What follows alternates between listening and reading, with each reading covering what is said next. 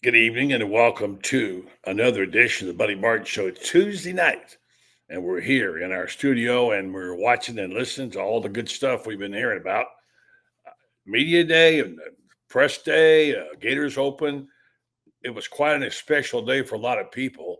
We'll get them to weigh in. If you saw any of the press conferences, I would, uh, I would, I would suggest you do if you haven't, because I came away very encouraged, and we'll see what you think. That'll be the topic of discussion tonight, as we were joined by David Whitley, the Gainesville Sun, our buddy Rob Browne from Sidelines. Uh, we've got Loren Meadows on tonight, and many more. So come join us. Listen to the program. It's going to be interesting. I was encouraged by what I heard and saw from Billy Napier. Not just blowing smoke here, it's real. Coming up next, it's the Buddy Martin Show.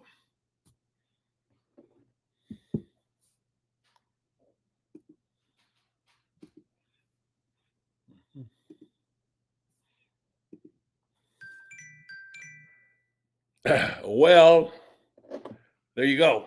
That's already started playing games for the venue. They won't play the Open tonight, so we'll just do it by ourselves. Okay, we'll do this. Um, yeah, folks, we're experiencing a little difficulty with internet tonight, and if you will, give us just a moment while we get a hold of Kevin Brockaway, who will be our guest tonight. Kevin works for the Gainesville Sun, does a terrific job, and and he's texting me right now. Well, we're wondering what happened. Let's do this. Let's go ahead and tell folks you're on the Buddy Martin Show, even without the music. And we will go to our first host tonight. He's back after 2 weeks. Finally back. David Whitley rejoins the program. David, great to see you again, my friend. Great to be seen, buddy, especially by you. Well, tell me about, first of all, before we jump right in, there's a lot of good stuff that was said today. I'm anxious to get your take on it. I wasn't there, but I listened to all of it just about, and I read a lot of stuff. I have my thoughts. I'll hold mine back while you get yours. So give me your off the top of the head, back from vacation. And you were vacationing, right? Beaching and all that stuff. I traveled all over the world, or at least to Connecticut. There you go. Yeah. We'll hear about that later. Go ahead and tell me what your early impressions were with Billy today and his coaches, the press conference, and everybody you talked to. Tell me about what it was like out there, because I was stuck up here in Northwest Florida. Well, it was upbeat, as you would expect. But and I sort of hate to say, that we've heard this before, but we have. But I, like you, was sort of sucked in, and if he went up there just blowing smoke, I believe he believes what he's saying. Dude, I agree with you. Right. Now, whether it's true or not, I don't know. Time will tell. Only none of us know what this team will look like, in 3 months, 4 months. But at this point, he's not just up there spinning like, a White House press secretary might be. He is telling what I think is in his heart he believes to be true, that the team has, he's turned the program around, and we're going to see the fruits of that, of a lot of labor coming, starting a month from today, actually a month from tomorrow. You're a trained professional. You've heard these guys before. You've been to a lot of these coaching press conferences. We're sort of aging veterans. We have an idea that we know what we're listening to, but it's like I always like to say, if you play the piano by ear, which I do a little bit, not much, you don't really know. There's nothing to go by in terms of the notes on the screen or notes on the page. You have to kind of listen for it and see what sounds like something that sounds harmonious. I liken that a little bit to what we're doing as trained journalists. When you hear it, does it sound right? I heard a lot of things today that sounded right. Yeah. He brought in, two guys that will be pivotal in this whole thing, because he talked defense and special teams. And although the special teams problems were somewhat overblown last year, the ones they made were just so egregious and silly that they skewed everything. And in comes Joe Houston, who I must say, the coaches you get up there, the strength coach, get up there, Tyler Miles, he looked like a strength coach. He's bursting out of his Mhm. And all the players, of course, look. How so? Tell me, describe how he looked. Oh, chiseled out of granite. I mean, that guy. Looked like he had about a 2.3 body fat. And he said that, and I thought this was sort of telling you. He said that the program he's instituted, he put himself through this summer, just so he can look at the players and they can't say, you don't know what we're going through, but he does know what they're going through. Of course, it also helps that he's young enough to go through it. I mean, you're not going to have Ron Roberts out there trying to, squat 500 pounds, at age 60 or whatever. But so he can do it. And he's cut. And just the sheer numbers he throws out of the amount of weight loss, weight gain kind of thing, the muscle kind of stuff. Yeah. I mean, those aren't really opinions. Those are just facts. And the number of people that are running faster than they have ever run and how many that is. Now, whether that translates to better football, we shall see. But it definitely, you want to start with a stronger, faster team regardless. And those were the words that were used, stronger, faster, and all that stuff. I mean, the descriptions of the bodies, the numbers. I mean, I don't know. To me, I've heard all that stuff, but to me, it was really, really, really good. And I liked it a lot. And I'm going to trade messages with you. But I wanted to know, what did it feel like in the room? I think I thought, usual. I mean, people were happy because they had Panera cater it, so that always gets a better, thing. When the way to a meat is hardest through their stomach. Yeah, always. right. Yeah. So when we need a nice cinnamon crunch bagel, it helps. I talked to a couple of, we're professional skeptics in this business. Been there, done that, heard it all before. But I talked to a couple of more skeptical scribes afterwards, and one of them said, "I'm buying it." Okay. He said, could you "I'm on tell board." me who it was? Maybe. Yeah. Well, I will give you the initials. ML, as in Mark Long. Okay, that's a good one. And I don't think he would mind me saying it. He's Mark is a wise man when it comes to stuff. He has been around and seen and heard Florida coaches and professional coaches all come up there and give preseason spiels for a long time. Yeah. He's one of the hardcore guys. Yeah, and he's got a good BS meter. Out of the room, you got to convince. If I was up there, right? He got a good BS meter, and he said, I'm buying it. I mean, he didn't say, I'm predicting 9-3, but he wasn't the usual very circumspect. This is all just blowing smoke. They'll be gone in a month, kind of thing that you might get from someone who looks at things through a critical eye, right, as Mark often does. So that he's a pretty good bellwether on things when it comes to that. And people respect his opinion. His opinion is, that it's not just blowing smoke, that there's something there. Yes, you're right. There is something there. And I don't know, what were the 2 or 3 most single impressive things you heard or saw? Because I think just the visibility, the body language, and the rhythm of the press conference, of the press remarks were prepared, but not overly scripted. They sounded authentic. Mm-hmm. Like he said, he was commenting on something he believed in, and it was somewhat convincing. So, what were the 2 or 3 things that really sold you? The players, Jake Slaughter got up there, and just the way they talk about each other and the responsibility and how seriously they're taking it. And I tell you what impressed me was Tyler Miles was again saying how the accountability that they're holding each other to. Yeah. And it's not just don't blow this assignment. It's the simple things of keeping a clean locker and the facility clean, and how even the cleaning crew has mentioned to Billy that, hey, this is unlike things we've seen. And it's the little things that mean that you that just points to a discipline and an accountability that you have to have. That I mean certainly you can walk into a locker room and it can be a mess, and it doesn't mean the team's not going to go 12-0. But if it's clean and guys are taking care of their business and holding other people accountable, you feel better about that. And it's just the little thing like that when you hear that. Wow, even the cleaning crew is saying, man, these guys are taking accountability for things. So if you take accountability for a piece of trash, though, you take accountability also for getting up and getting in and working out when you don't have to. Mm-hmm. And the amount of volunteers, Billy says, he went in there one Saturday morning, there was, 70 guys in there for, they didn't have to, but they were there. And 55 guys got the perfect Gator award somewhere, where they didn't miss a workout all summer, in an optional workout. They were in there.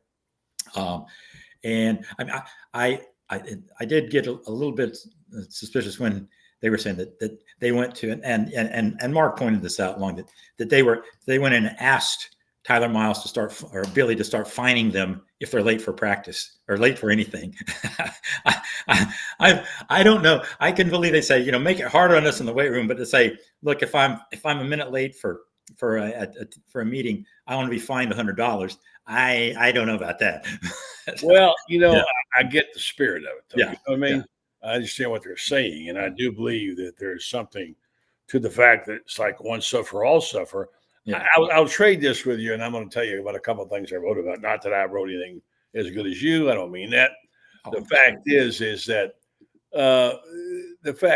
that when the people who are the regular people who work in the building are telling you they note something different, you better listen. It's like when you go to a restaurant and ask the hired help about the food, they'll tell you the real story. And I think the vibes we're getting back here are very strong and convincing. And I went into it like you did, like, okay, show me what this is. I don't know. I'm not going to fall for this. Here I go again, deal. Mm-hmm. And I just kept saying, that's impressive.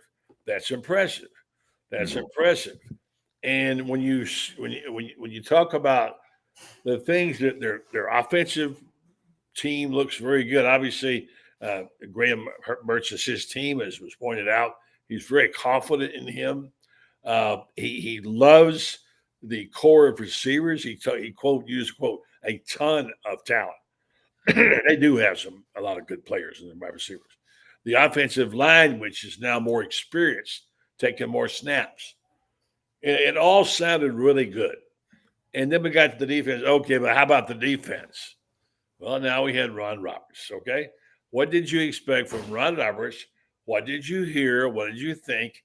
And anything that you wanted to comment on in terms of body mass seems to be a big deal. Guys, and they're ripped now. And that old stat they threw out the other day, 50 pounds of fat and 50 pounds gone and 50 pounds of muscle put on. Hey, that's pretty impressive. Yeah, I mean, it's on both sides of the ball. The physical transformation of some guys are doing it. With Roberts, you just get the guy who is comfortable in his skin, and he doesn't get up there and think he's got to BSU because he's confident in what he's done. He's got a good track record, and I don't think he gets out there thinking I have to impress this room. I just can say what is on my mind and be truthful about it. And he, he's saying, look. We obviously had problems here, tackling, physicality, all that stuff. He says, we've done all we can to address this.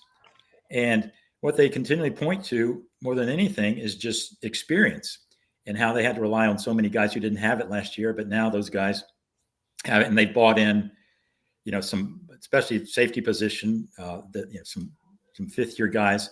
And so that will translate into, instead of guessing where I'm going to go, they'll know where to go, and there's a lot more cohesion on that side of the ball.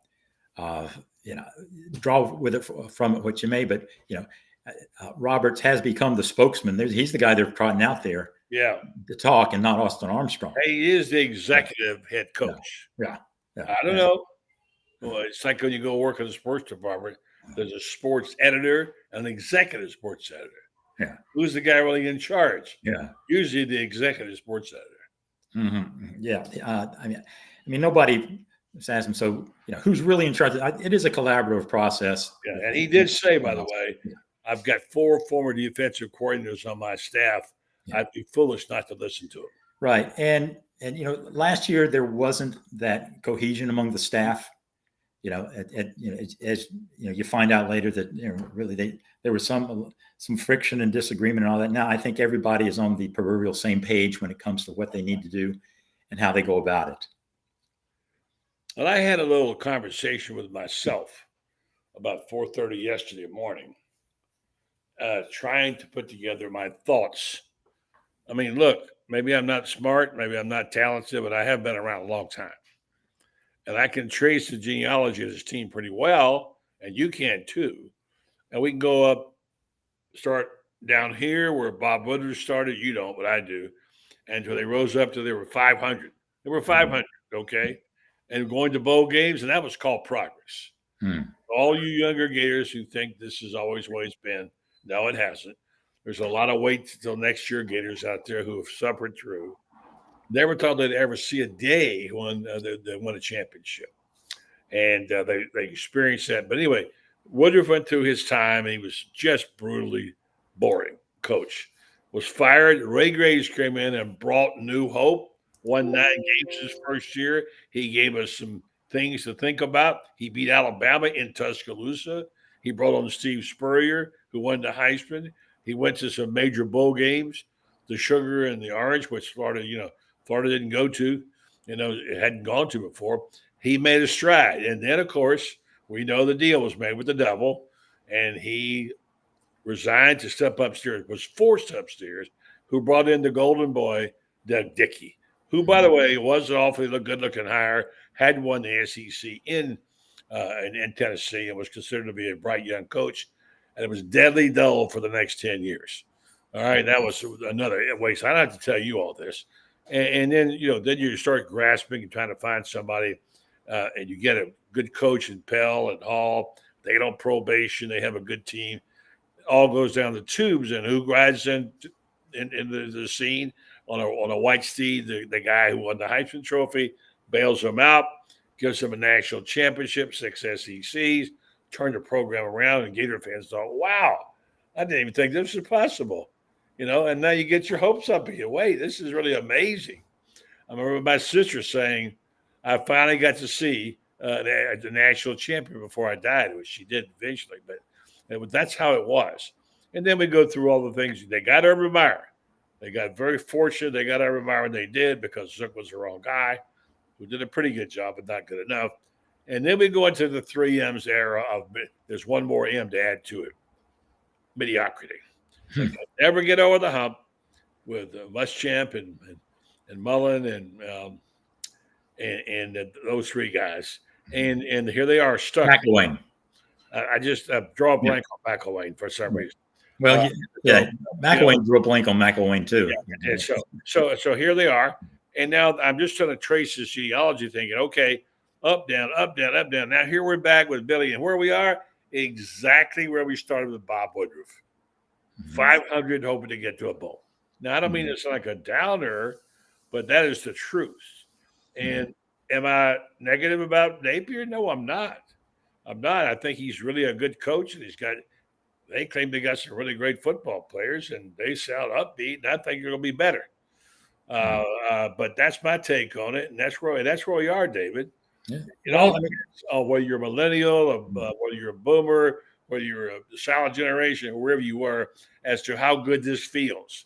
For those like us who remember the day, it feels great.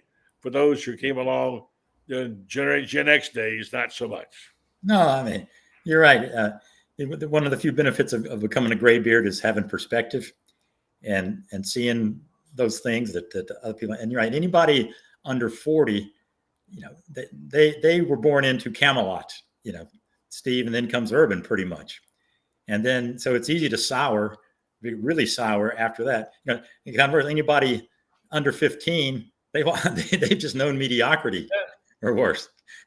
So they may be more appreciative of this going on. But it is. I mean, this is. We're not talking Notre Dame, Alabama, but Notre Dame and Alabama aren't what people think. I mean, Notre Dame's had a lot of down years. Alabama's had a lot of down. I mean, Notre Dame's last pile was of it. I mean, I think what Florida's won 3 national championships since Notre Dame has. So that's true. But they just have that image. So there's been historically you're going to have the ups and downs. It's been down, Yeah. and there is every reason to think, okay, this might be one of those, history circling back around, and here comes, after the mediocrity, a latter day or a modern day. I don't want to call him Ray Graves. I mean, who knows? But whatever. No, I mean, yeah, but he's gosh, darn, I just can't help but like Billy. He's just a likable guy. He is a likable guy. You really pull. Now, let's take a few comments from people out there. Here's a comment from Buck Wade. One thing I love hearing from Coach today was the amount of credible leadership. Stuff like gets me fired up. I haven't heard those words from him until today. I think what he said was it's better when they buy in, not just the coaches. It's good that the coaches like it, but you got fans out there. Dan Bond said he heard you. Let's see what else we got here. Go Gators. Michael Burton. Let's see what he has to say here. He says, we could be at UF like team at Auburn, at Athens, needing driver's education and needing to graduate. UF is doing incredible. They are doing good on some things, driving at least. Robert Turner says, I watched Billy's press conference. I believe he speaks the truth. He's still being Billy. Being Billy is not a bad thing. Well, that's a pretty good comment, I think. Don't you? No. Comment on any of these if you feel like it. No. Yeah, I mean, well, as I said, Billy, if nothing else, through SEC media days and all through his spring tour and everything else, he has been the quietly confident guy. Yeah. And I think that we would sense if he wasn't, he's not a BSer ever is, but I think that he wouldn't be doing this if he didn't believe it. Yeah. And saying these things and he's not even saying them, just the way he's not, and he's not an off the record kind of guy, but when you do get talking to him and he's a little bit more loose, he says, we're going to surprise some people. I want to just take a moment here. We're going to bring Rob Browne in from SEC sidelines to get kind of an opening week SEC look, and he follows the Gators closely on his program, SEC Sidelines, with some guy named Brendan Martin in the morning. And I want to get to him and get his thoughts about this. But I want to first tell folks that we do have to pay a bill, and we owe these people a great debt of gratitude. Meldon Law, they do care about you, and they will not back down. They are great fans. They are great supporters. They endorse programs. They've carried us on our show for a long time. They do some. Jeffrey is a very talented lawyer who also loves being a Gator fan. In fact, he's in Europe now, about to come home after about a month, and he'll be here to take care of business because he's very conscientious about the fact that when you come to his firm, he wants you to see a Meldon, not just somebody they brought in from the outside who just graduated from law school. They have 4 locations now to serve you: Gainesville, Ocala, Lake City, and a new one in Williston. If you have anything you'd like to know about in terms of your current lawsuit with another attorney, want a second opinion, you call them up and they'll do their best to help you, put you on the right track. They're people who you can trust. Meldon Law, they won't back down. Let's go see what Rob Browne is up to. Probably no good of some kind. Let's see what he's got going on there. If you haven't seen his show, it's becoming very popular among our constituency. And there he is up in Cherry Hills, Cherry Valley. What is it? The Cherry Farm. Cherry it's been Farm, here okay. since God forever. But I just finished running. Okay, this is the cool time of day. It's like heat index is only 102. So I just ran in about 7 minutes ago. But I just ran in too, but I ran to the refrigerator. That's my way. You're much smarter than I am. David, how are you doing, man? I missed you. I tried to get you on my show, and you were on the golf soiree in Connecticut. So glad to see you back on here. Mm-hmm. I would, give me a call. I'd love to get on the show. I don't know if I'll run before I get on it because I'll be out of breath. I won't be looking as good as you. How about a Fresca? Fresca. That'll do it. Well, when's the last time anybody saw a Fresca? Yeah, I hope they're a sponsor. But you're right. It's like I'll be more shocked if you held up a tab. Yeah, that's right. That is guys, right. Let me just get into the fact here that so many things have changed, and we're kind of all 3 old timers. is that now they're talking about miles per hour. They talk about speed. Back in your day, Dave, they saw he ran a 9.4, 100 meters or whatever, 100 yards. And now it's always miles per hour. That kind of throws me off, Rob. But Dan Bond brought up a point today about that. And he said the number of fast guys, interesting. Tyreek Hill was a 22-mile-an-hour guy last year. And he's one of the fastest in the NFL. So one of the things, the theme today was heavy, and David was there, is they talked a lot about the changing of the bodies. They put a major emphasis on nutrition and new weight training program, new strength conditioning program. That famous stat they threw out a couple of weeks ago, they've lost 50 pounds of fat and put on 50 pounds of muscle. They're talking about the body shapes of the people. They gotten bigger, stronger, faster. And I guess probably the best way to relate to us is miles per hour. But does that tell you anything, David? It must mean something in football terms, because you're right that no longer hear he's a 4.2 guy, but the way they measure, and because the ability to measure has come so far so fast with just the wearable technology. So they go out there and they can point to at this play he was running 21 mile, 23, whatever, and I mean it is so granular now how they know everything about a guy's physical exertion at every minute of the practice. And we asked Miles to sort of put it in context, like, he said to have 2 guys at 23 or 3 guys at 23, 6 at 22, blah, blah, blah. And I don't know. So how does that compare to other teams? And he says, well, just compared to teams I've been with, it's faster than the NFL teams and stuff like that. The number of, and, if you say Tyreek Hill is running 22 miles an hour, I mean, you think of him, you think this is, the fastest guy in the NFL. And I mean, of course, there's a lot more to Tyreek Hill that makes Tyreek Hill than just speed, but that's a big component. And when you think that, they've got, probably 10 guys that are running that fast, 8 or 10, just based on that, on the data, that you go, wow, it's doing something. And again, a team of sprinters doesn't mean you're going to win 8 games in the SEC, but when your starting point is being bigger and faster, that's much better. And, I mean, Frank, let's face it, the guys they're not the only team out there doing this. I would suspect, Georgia, LSU, Bama, they're doing the same thing with this. But the thing is, Florida, I don't think Florida was doing it till now. Based on what you hear, from the way they've overhauled that they changed program. Everything in midstream here, and we got standing by. We got Kevin Brockaway, who covers the team. He'll be joining us in just a minute. But I wanted to say that that the last time I heard a miles per hour figure, a number associated with the name, was Anthony Richardson, going 140 miles an hour on his new Dodge Charger. Yeah. Well, that's what you usually equate it to. And, God knows nobody, Georgia wants to hear MPH these days. Sure. Yeah. Let's go join with Kevin right here. He's going to join us for a few minutes and keep us up to date. He does a terrific job of covering the team.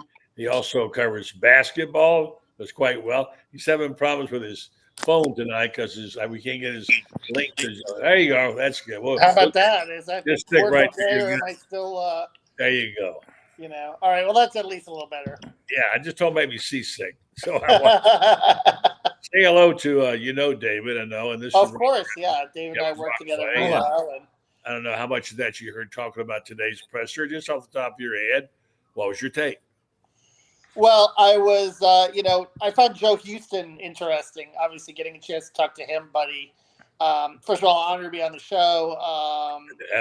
This is my first time on your show, and it is. I know. I can't. Where you been all this time? How come you haven't gotten you home, man?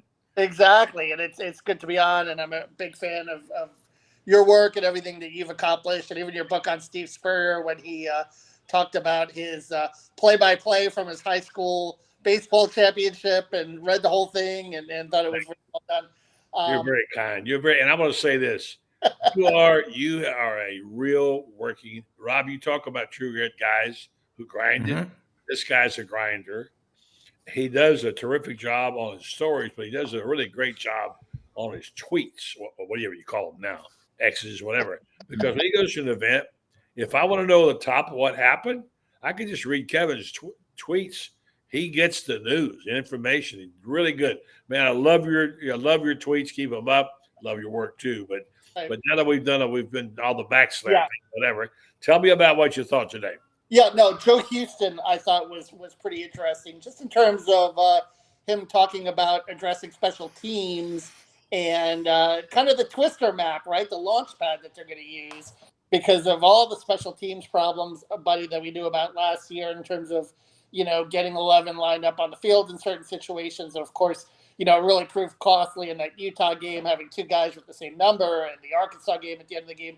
I think optically, Florida fans, as you know, really want to see what Steve Spurrier coined a more tidy operation. Mm-hmm. And I think with Joe Houston and Chris Couch now being allowed to coach on the field due to obviously the changes in rules with regards to analysts being allowed to provide, on-field instruction, I think it's going to be interesting to see whether that gets cleaned up. And, it's really interesting because, I look back to, 4 years ago, even when I was in Indiana and, during the COVID pandemic, the Big Ten wasn't playing football. But I remember, being on my couch and watching that Louisiana-Iowa State game, really a win that put Billy Napier on the map. And, you look back and what happened in that win. They returned a punt for a touchdown. They returned a kickoff for a touchdown in that game. That was two really key plays. Billy Napier talks about complementary football. At that time in his program, special teams was a weapon. And right now it's anything but a weapon. So I think, wanting to see that phase of the game improve and get to the point where you do have that complementary football, I think that would bode really well for Billy Napier in year 3. Kevin, real quick, I want to address this. Tell them what you mean by the twister. You have to see the plastic thing. It's like if you ever played Twister in your life, it's just like that thing comes out of the box. Explain how that's used and what that's for, will you? Yeah, it's like a map with 12 circles, like spots. Stand here, count to 11, whatever. They had it last year, but they had one with 17 spots and 9 on other ones. Exactly. So, no question, buddy. I mean, I think that's an area that we all know that wants to, you want to improve at. And buddy, I was here during the Urban Meyer era, and yes. Special teams was such a weapon, with, Brandon James, Andre DeBose, the kick returns for the touchdowns. And it could really level the playing field, I think, for Florida when you take into account the fact that, line of scrimmage wise, probably a program like Georgia still ahead of them. But if you can pop a big play, and certainly, we also discussed with Russ Callaway more explosive plays on offense, that can certainly level the playing field somewhat when you're facing, some of the big, more physical teams in the SEC that Florida's trying to catch up to through recruiting. Gotcha. All right, real fast before we've got standing by Coach Loren Meadows in the orange and blue room. I want to get maximized on Kevin here and what he's got to say. And David, I know you work at the same place, but Rob, from your standpoint, you cover the whole league, all 16. And what are the things? I'm sure you're hearing a lot of things similar about the body shapes, the speed, the size. The accountability is a favorite word of everybody. I'm a little tired of accountability, okay? I know what it means, but let's be honest. You ought to have accountability as in anything.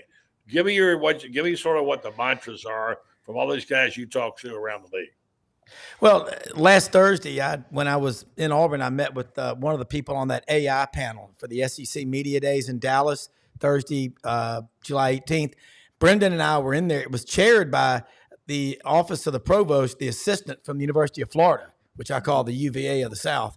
And that guy, Dr. Reed, was really smart. Dr. Ali, I met with him in Auburn. I tell you what colleges are doing. You now have like chips and markers when you go into your fitness centers that measure strength, maximum, threshold that you can take. There's all kind of stuff that they're using. The figure you used, about 50 pounds, it was 500 pounds. One of the coaches at the SEC Media Day said, he said we lost 500, but we gained 510 in muscle. So, I'm sorry. But we're hearing a lot about that. Yeah. But when you go in, what I hear from talking to people at all these different schools, you go in to eat as a student athlete now. When you eat, you walk in, each player has to get his cards, yellow, green, blue, red, whatever. That's what you get to eat. So they're changing it. And as far as the speed goes, I think Usain Bolt got up to 26 miles an hour. He's the track and field guy. But I think strength and conditioning, we're just really scratching the surface on what we can do.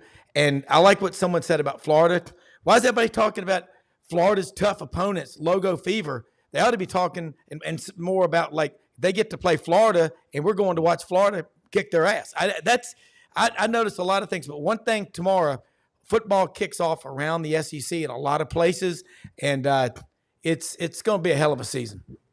Yeah. So David, I mean, I think the emphasis is, and with this, we'll let Kevin respond to him, say goodnight, and go get his milk and cookies for the night because he's getting old to get his rest.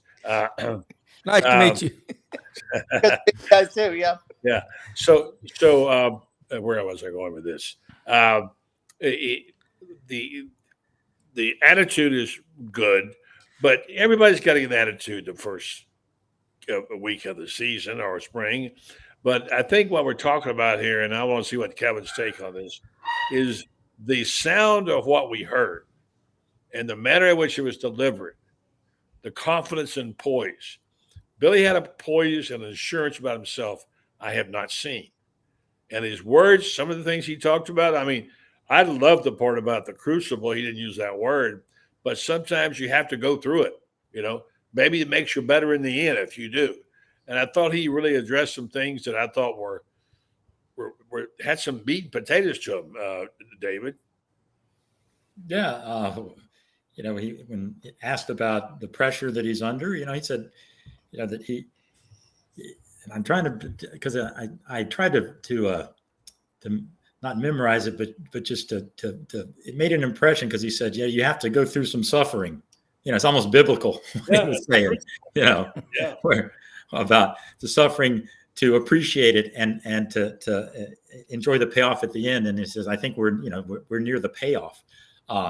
You know, he certainly, you know, had some suffering, you know, and he and, you know, a lot of other people watching that have bought tickets. And he truly believes, I think, that, you know, the days of Job are coming to an end. Yeah. I mean, keep the Bible metaphor going. Yeah. I remember hearing the same thing from Billy Donovan 15 years ago. Sometimes you have to go through heartbreak to get what you really want. Yeah. Maybe during the NIT years after the national championship. So a very similar line that, you know, Billy is espousing here. But, you know, I think he has confidence just based on 14 returning starters, 41,000 snaps. I think this team's going to be a little more physically mature, which is going to help them in the SEC in terms of doing the fundamental things, such as tackling. I mean, so many missed tackles, I think, the result of playing so many young guys. You know, true freshman at safety and Jordan Cassell, who did lead the team in tackles. But if you think about it, you know, there's a big difference between a 21, 22-year-old LSU running back coming at you at maybe 20 miles an hour, full speed ahead, that's 220 pounds. So I think that, you know, you're going to see through some of the strength games and stuff, you know, maybe a more confident team that's going to be able to handle some of those battles and some of those battles inside in the trenches where Florida, you know, really has been lacking the last couple of years just in terms of protecting the quarterback and generating plays that affect the quarterback. Those are two areas where you have to see that kind of flip a little bit in year 3 in order for Billy Napier and his program to have some success. Yeah. Can I get you know anything about the Boozer twins, Kevin? I've heard some rumblings. You know, they had a very good visit here in Florida. I think they really like the campus. However, they are Duke legacy people, and you know, it's hard to recruit Duke. You know, I mean, certainly, you know, you go all the way back to 10 years ago. You know, at Providence. Grayson Allen. You know, you go back to those days too. You know, in Florida and Duke and recruiting battles. Austin Rivers. I mean, Florida usually wins. Duke's going to win 9 times out of 10. So I think that's a very difficult and challenging task for sure. So, but it'll be interesting to see how that unfolds with the Boozer twins. It would certainly be a huge get for Todd Golden if he could get them to campus. All right, thanks for that, Kevin. Appreciate it, man. Good job. Have you on again if you're available. And thanks for being on the program. We're even the games this sun. See you, Kev. Let's go. All right, see you guys. I appreciate it. Thanks for nice to meet you. Great. Nice to meet you too. All right, Thank you. guys. We've got our coach standing by here, but before we go there, let me be sure and tell people that they should participate in some of the sponsors' activities to support this show. And Titan MRI is one of the ones. They're been a long time sponsor. And listen to this: if you got to have an MRI, and let's be honest, who likes to have an MRI?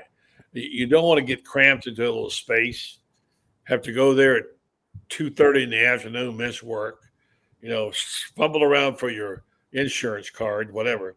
And what they do for you, they want to make the experience easier for you. My wife tells me you always want to go somewhere where you have an easier experience. And Titan MRI does that.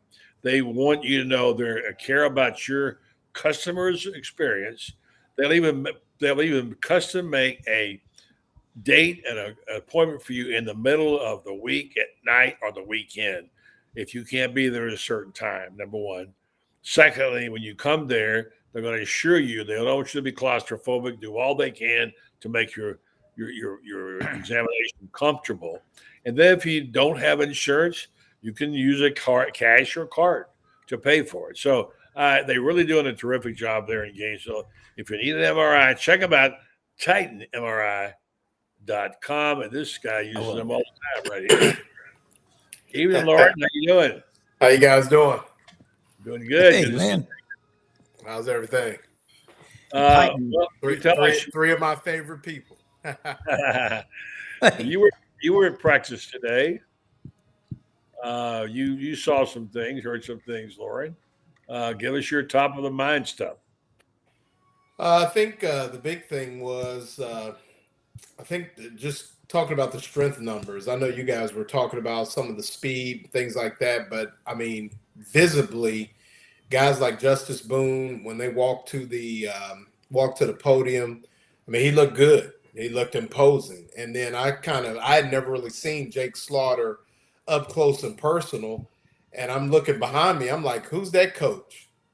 And then he walks up and I was like, wow. He looks like an NFL center. And I mean that. I mean, really? He looks really, really good. He looked full. He looked confident. And you could tell that the work's being put in. I'm not a big person. It's tough for me to gauge between, what they're doing now and what they were doing under Mark Hockey. But there have been some strides made. And I look forward to seeing the team kind of on the hoof tomorrow when we get a little look at practice, in the next few. And like I said, I spent a lot of time with Austin Barber in the spring, and it kind of just echoed some of the things that we heard coming out of the spring with the strength program. And, I was also intrigued by the fact that I think, like you said, I know you talk about accountability and tired of hearing about accountability, but I spoke with somebody really close to the program, and, they've been around the program now for 3 years, and they were saying that the depth of people, and you talk about the positive quality of people, has really improved in this program. And I think that speaks volumes to, your Monday through Thursday, when you really got to buckle in and get ready to play football. And that's really where you win and lose football games. And I think that's what really stood out today, was just those kind of things. And I thought, it seems like Coach Napier is starting to really figure out how serious this thing is at the University of Florida. And for so long, I think he had a plan, and it was kind of like a playbook, and this is how I'm going to do it. But it seems that adjustments are being made for the purpose of good football. I mean, he wins the offseason. He wins the off-the-field stuff. But what it comes down to, and we've talked about it a million times, is those, that hour on Saturdays, and they just haven't been able to get it done when they needed to. And I think he's starting to see that maybe adjustments need to be made in the way that they do things within that organization to maybe make strides. So, the first day is, I mean, like Buck Wade said, Andy Jean does look freakish. So, so we're just those kind of things. And it'll be interesting to see tomorrow morning when we get a look at them, what they look like, on the hoof a little bit.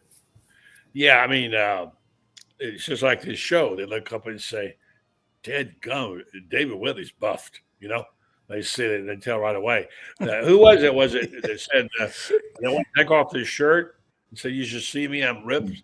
Justice Boone. That was Justice Boone. Yeah, and he looked. Yeah, I mean he looks like a guy that, I mean, you know, I always look and I say, hey man, you know, it's tough to make an NFL roster because obviously the roster shrinks in half. But I always look at guys and say, you know, is that a Sunday guy? And I saw a couple guys that at least on wax look like Sunday guys today. So we'll see. David, what do you think? It's funny how Jake Slaughter. Yeah, it's the first time I think he's been up there talking. And you're right. He came in and I was like, he looked like a big badass farmer. He had and the boots and the hat. You know the 5 equals 1 hat for the offensive line. Yeah. And he gets talking, and I mean, he's got a maturity about him. Mm-hmm. I was also thinking, yeah, he's built, but he's like, and I was actually checking during the thing, and he's 6'3", 297, and I thought that's big. Then I thought he's the shrimp on that line. You know, when you think of the other people, and you know, everybody's got big linemen, true, and it's easy to overplay that, but I mean, man, I mean, they are. If you're not 6'6", 330. You know, you don't play anymore in the SEC. It seems like. True. But they got the bodies. Slaughter's not even big anymore. Yeah. I mean, and Slaughter, he's, you know, he would be, you know, he walked into 99 rooms in Gainesville, and he's like everybody. But you know, he walked into the weight room there. It's like, hey, you know, take a number. Yeah. Hey, Rob, I don't know what all you've been hearing around the league because you talked to a bunch of guys, and you mentioned Ron Roberts several times, and he today had a presser. I wasn't there. You guys might have been. I read it. I was impressed with what I saw. He right off the bat started raving about the condition. Listen to what he said. Ron Roberts said, "A tremendous job across the board. Our players are all bigger, faster, stronger, more flexible, more balanced. Hopefully, what we're going to see is a reduction in injuries as well." Hadn't thought about that. That's the side of it. Bigger, stronger, faster is a big goal, but big goal is to keep all those guys on the field. When you got to go down to two or three, it's not the same level. Such a key point, Rob, to this long season with these battering rams they've got in the SEC. You've got to be standing in November to have a chance, Rob. You better be deep because you may play 17 games this year. In the past, we've seen somebody play 15, but 17, which means there's going to be more by committee, running back by committee, defensive lineman by committee. And I think, Loren, you would agree it's harder to platoon offensive linemen than it is defensive linemen. But I want to yield my time to the distinguished man from Ohio, Coach Loren Meadows, on the creeper defense, because following Ron Roberts' career, he started at Delta State down in Cleveland, Mississippi, which is where Backyard Burger was born. But he also did it at Southeast Louisiana, did it at Baylor.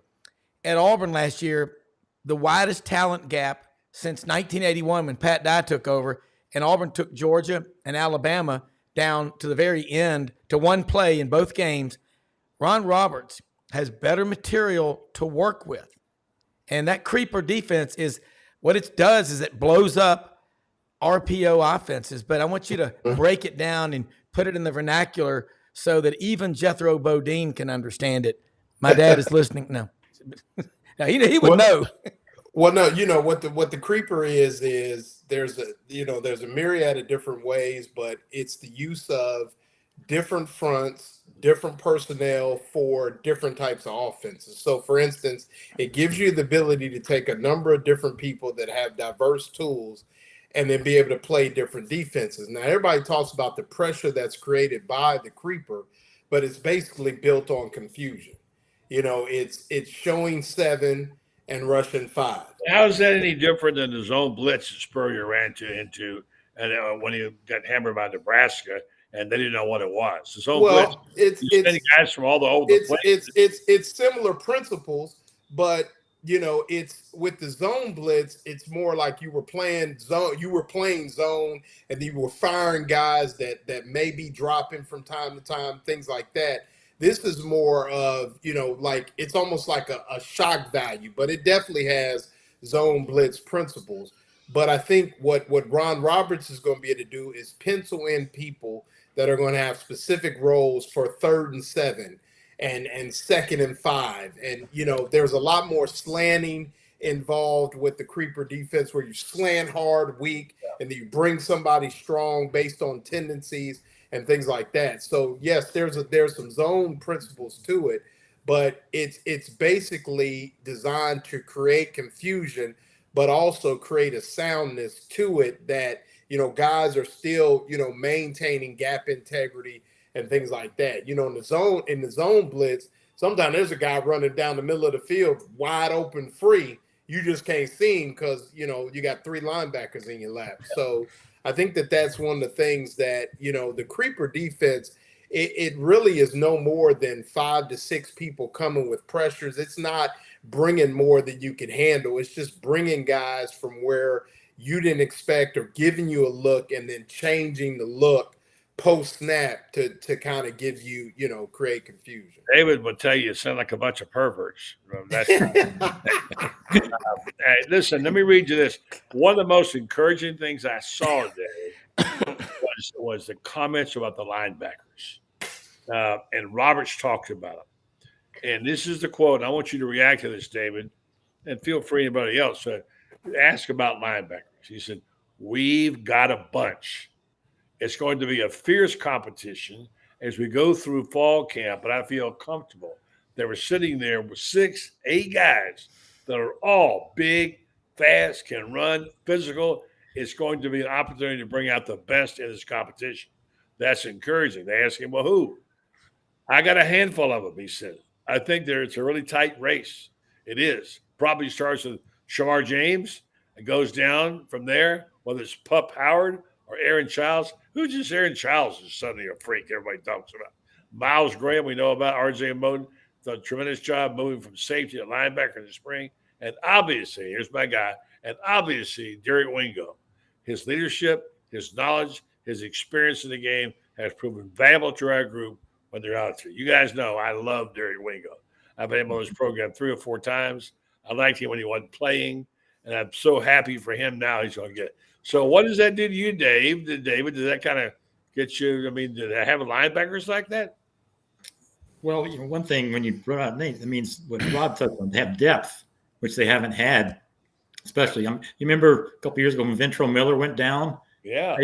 Basically, the defense went down with him, But now, they can, if you take Roberts at his word, and I don't have any doubt, he feels he's got enough bodies there to where, you're going to lose something when your first teamer goes second, but you're not going to lose that much as they have in the past. And you're right.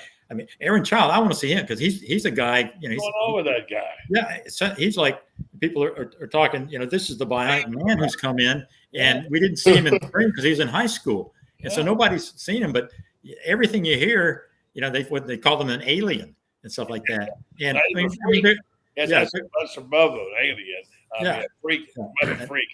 An alien freak, we'll call it. Aliens are calling this guy a freak, but I think a lot is just that they're just impressed with his level of maturity as a guy who was graduating high school, 2 months ago, and was in high school. Wasn't there for spring, but he's already making a big impression on him. And the other guys that you mentioned, Pup Howard. Everybody talks about.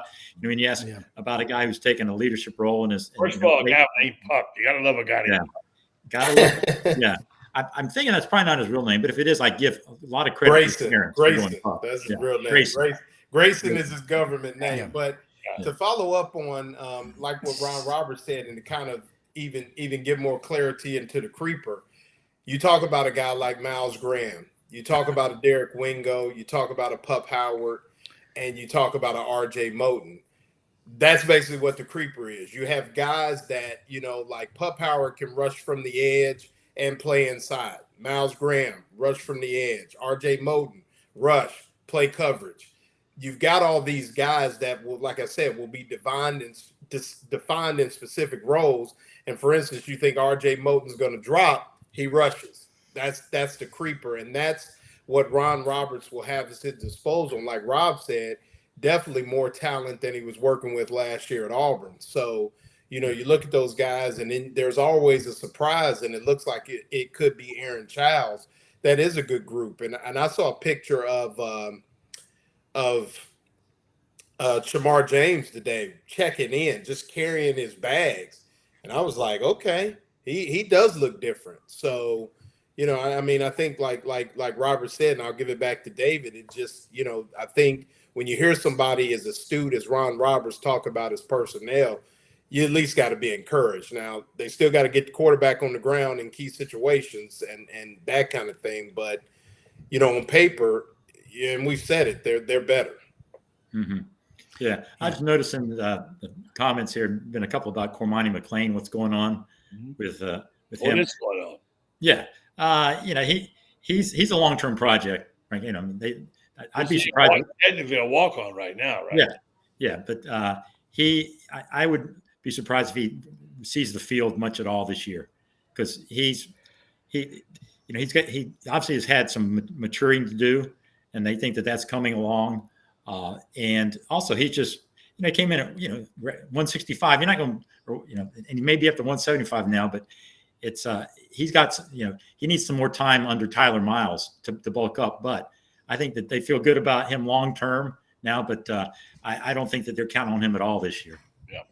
Rob, go ahead and talk about who's on your show tomorrow. And then I'd like to also say, where are we today versus yesterday? Have we, as the program, inched forward a little bit today? Just expectations. I'm doing a column on expectations here in a couple of days, and it has to do a lot with what we talked about earlier, David. When you were going in a solid generation, your expectations were low. Go 500, go to a bowl. The Gen Xers believe you need to win a national championship, but expectations change with coaching cycles, and Florida's had a down cycle. And you don't like to say it this way, but you could say right now, as it stands, you could actually say Florida's program has regressed back to where Bob Woodruff was in the 50s. And that's painful to hear. But the reality is, unless you can do more than just try to get to a bowl game, that's where your program is. None of us believe that's true. All of us think these expectations. So let's talk about expectations for just a second, real quick. And if they're adjusted today, somewhat after the press conference, I don't think you heard them, Rob. So why don't you start, Loren? What are your expectations now as they were 24 hours ago? Too early to tell. I mean, you can't cop out. You got to talk about it. Then I'm staying pat. They're the same. That's okay. That's okay. Yeah, I'm staying pat. I'm staying pat. That's like everybody who I've ever seen, a reporter on TV, who doesn't have a closing line, who says, "Only time will tell." That's what I was gonna say. So I'm glad you did. But no, I mean, I think that I mean, right now, I'll take a quote from Billy Napier: "A lot of grass to mow." A lot of grass to mow. All right, Rob, you got a mower anywhere you can loan us? No, I mean, you're talking about expectations. In the past, getting to a bowl game was a big deal. Now we got 44 bowl games. That's 88 out of 133 Division I teams are going to get there. I just watched Swamp Kings the last few days with Audrey, and that's pretty powerful stuff. Yeah, good. You just got to get tough. Everybody's got players, but you need that Urban Meyer hard ass in there in the locker room. I mean, nobody's perfect, whatever. I mean, things had some players get in trouble. Name me a school that hadn't had players get in trouble that between 18 and 22 years old. Look what's happening in Athens. You pick the school. But if Billy Napier, the smartest thing I think he would do is let somebody run the offense and be the head coach. I mean, look at Sam Pittman. I bet he doesn't even go in the room with what Bobby Petrino's doing. But I think Florida is going to be better than they'll probably win 7 games this year. They might win 8. I think people they're fixated on who they're playing. And again, everybody's looking at the Miami game. Miami's good, but they were 3-5 in the ACC last year, and that league was down. That's why Florida State did not get in the playoffs. They're going to be good. They got a quarterback, Graham Mertz. Why this guy is like a blue chip stock in a bear market with a 5% dividend yield. I like his numbers. I think those translate to more wins, and he's been there through the full cycle, spring practice and everything. I'm not buying the low expectations for Florida, and I'm not going to buy it. I like Ron Roberts too. I think don't blame him for 4th and 31 at Auburn. Whoever called that, though, is a living brain donor. All right, David, you get to wind it up and put a bow on this thing and tell us where we stand. And how do you feel today versus yesterday? And I know you have a little more pep in your step today, David, than you did yesterday. I don't know what I predicted before as far as wins. It's probably, if it was 7, I think it might have been 7. Well, I think we're both right in there at that 6 and 7, where we 6 to 7, yeah. We have decided. I would up it to 7.2 right now. Okay, so it does edge forward a little bit, yeah. Inch forward, but you mentioned the old fallback line. Time will tell. Another one is stay tuned. Well, a lot of things to stay tuned for. Film at 11. We'll see. Yes. We'll see what happens. Yeah, big question mark, like the Riddler in Batman. Big question mark. Yeah. All right, guys, great job tonight. Appreciate you being on the program, and we'll catch up to you soon. And Rob, have a good show tomorrow. David, thanks again. Welcome back home, and we'll see you Thursday night, Lauren. Yes, sir. All right, guys. Thank you. Adios. Thanks to Kevin Brockaway as well for joining the show tonight. So good program and good people. That's what happens to get good people. Appreciate very much them participating in this tonight. I want to finish off by telling you about a special group of people, Renstar Medical Research. They are consumed with trying to get you to have better health. That's what they want. And they have these clinical trials for you and for us. And they offer opportunities for you to come and be a part of them. They want you to be there because when they're getting DNA for the people in our area, they want to know what are our, I can't say proclivities or tendencies or whatever in health. That way they can design better medicines for us. And that's what they do. Their data is sent off to some of these companies, biomedical companies, and they use it for preparing a better medication that works for you. And there's clinical trials, you take part in them. You could get compensated for time and travel. You might get some investigational drugs that others don't get or devices.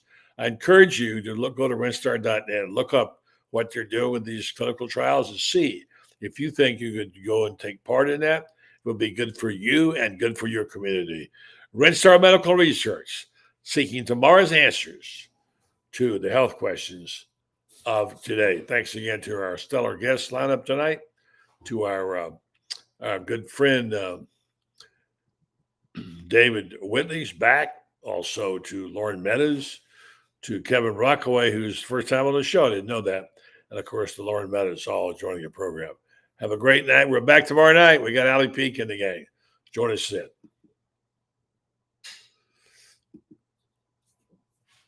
Good night, folks.